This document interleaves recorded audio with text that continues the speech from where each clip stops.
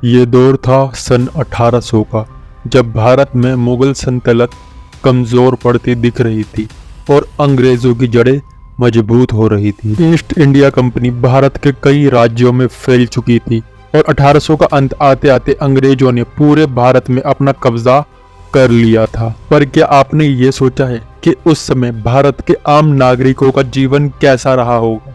अगर आप जानना चाहते हो तो चलो आज मैं लेकर चलता हूँ आपको सन 1800 के उस दौर में, जब हिंदुस्तान में टेक्नोलॉजी का नामो निशान तक नहीं था।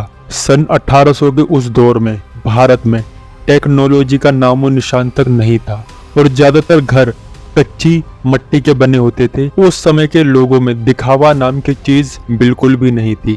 लोग गरीब जरूर थे, पर उस समय के लोग हमेशा खुश रहा करते थे। उस समय घर में सिर्फ बड़े बुजुर्गों की ही चला करती थी।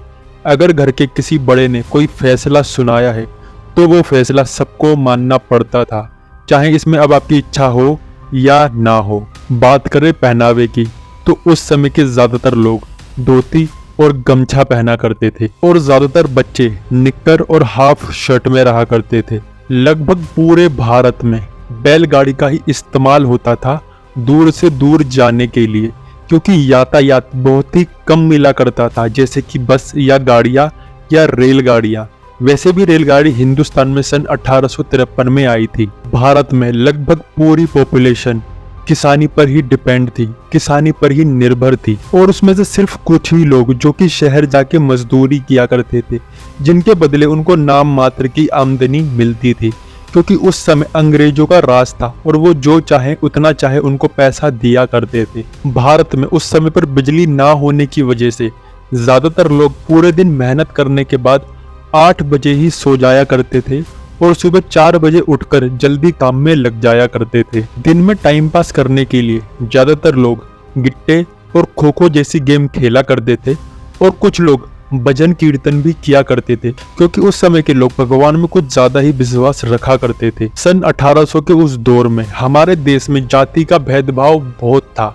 अगर कोई सुनार है तो वो सुनार का काम करेगा, अगर कोई लोहार है तो वो लोहार का काम करेगा, अगर कोई लकड़हार है तो वो लकड़ी का ही काम करेगा। और सिर्फ इतना ही नहीं, एक बड़ी जात का आदमी छोटे जात के आदमी के हाथ का पानी भी नहीं पीता था।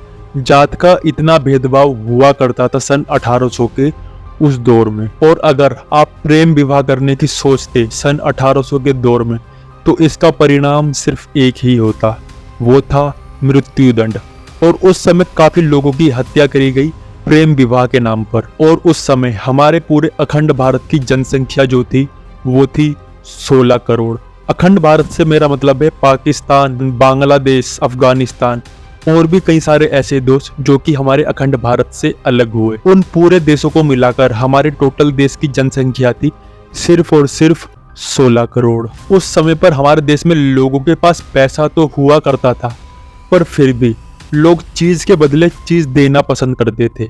यानी कि अगर आपको गेहूं की जरूरत है और मुझे चीनी की, तो मैं आपको गेहूं देकर आपसे बदले में चीनी ले लूंगा।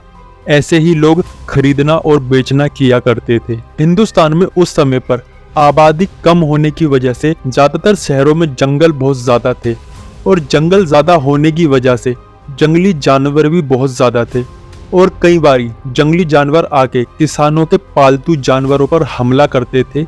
यहाँ तक कि कई बारी किसानों पर और उनकी फैमिली पर भी अटैक कर दिया करते थे। एक डेटा के मुताबिक हमारे पूरे अखंड भारत में तकरीबन सिर्फ 10% लोग ही पढ़े लिखे थे। अगर आपको मौका मिले सन 1800 के उस दौर में जाने का और कोई चीज़ बदलने का या कुछ चीज़ सिखाने का, तो आप क्या सिखा के आओगे उन लोगों को? कमेंट करके ज़रूर बताना।